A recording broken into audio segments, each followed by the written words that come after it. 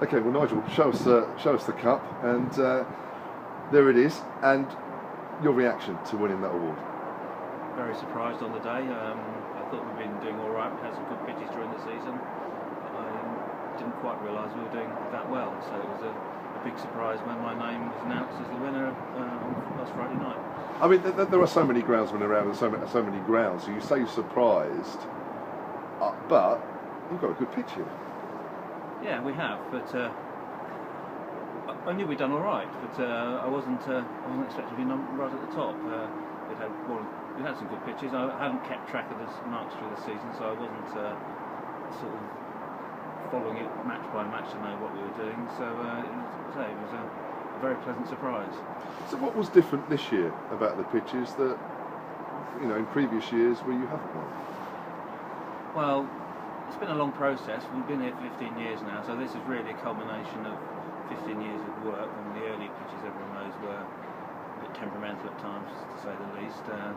Over the last few years, they've settled down. We've renovated a few of them, which we now play 4-day cricket on. They're good surfaces. We've got a bit of grass we left on last year, which we have done a couple of times before. Put a bit more pace in them. It always helps when you've got a team that's doing well as well. Things go together. So things like getting promotion, having a winning team more often than we have done perhaps in some previous years, and a good pitches in a good state has all come together nicely. So you felt that this year there were better pitches all around? Oh yeah, I think so. They certainly they went through more. They bounced better. There was certainly a bit more in it for the bowlers, certainly the seam bowlers, and we had good pitches which I think everyone appreciated playing on. Because these, of course, are marked at the end of the game by the umpires, aren't they? So the umpires obviously thought that they were really good here. That's right, yes. They are. Both umpires mark the pitch for pace, bounce, turn, and general overall condition. And I think quite a lot of umpires, not obviously, they marked it pretty highly through the season. I mean, they were quite green here at times, weren't they? But they obviously felt that's fine. Yeah, I don't think there's a problem. I mean, days gone by, the directive was that pitches should be sort of straw coloured and all that sort of thing, and all very specific directives went out from the ECB, but that's not the case anymore. There's much more ability to be flexible, if you like, and produce pitches which are going to produce good cricket. And I think over the years it's been realised that a little bit of grass on some of the pitches doesn't do any harm at all. It just certainly helps the ball go through a bit and encourages a bit of sideways movement, certainly particularly early in the game, and then helps the game to develop from there. Of course, the Test match pitch here as well against India, I guess that was singled out as well. Yeah, I mean, it was, but it goes into the mix, if you like, as just another match, and I mean, it was marked good by the ICC match referee, and I suppose it all helps. I mean, as much as the marks that came through that pitch, I think it was just the profile and the fact that it was such a good game. England won, and it was a pretty good pitch at the same time. There was one pitch here, wasn't it, that sort of came close. You left quite a bit of grass on. I think it was the Essex Championship match, but in the end that was okay.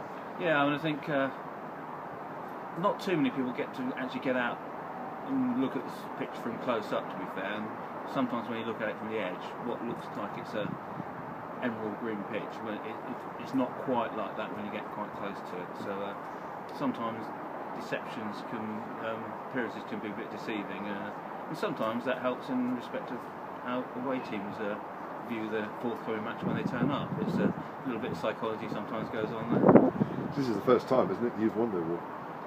Well, first time here. Won it a couple of times at Norton's Road.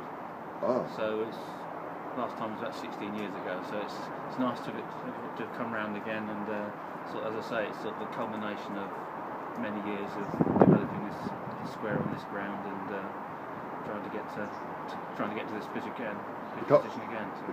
There can't be too many groundsmen that have won it more than once.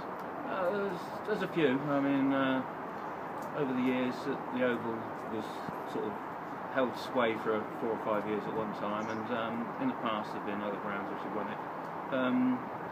So yeah, there's a few, but unfortunately for some, there's a few that haven't got too close. But we're fortunate. I'm fortunate enough to have won it 3 times now.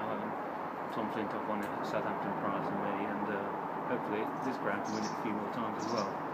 When you're outside the established Test match grounds, and I'm talking about Lords, Oval, the Trent, those sort of big 4 or 5, it must be really nice. I know there's Test matches here, but it must be really nice to win it over those sort of grounds. It is, but I mean, at the end of the day, we're all groundsmen in it together. We've all got the ground. Somewhere like Lord's is a major ground. It's an international, major international venue. But at the end of the day, you're still only playing on 22 yards in the middle of an arena. So all us groundsmen are aiming to produce good pitches on 22 yards of cricket wicket. So it's nice to win. It's nice to be seen as having the best pitches in the previous year.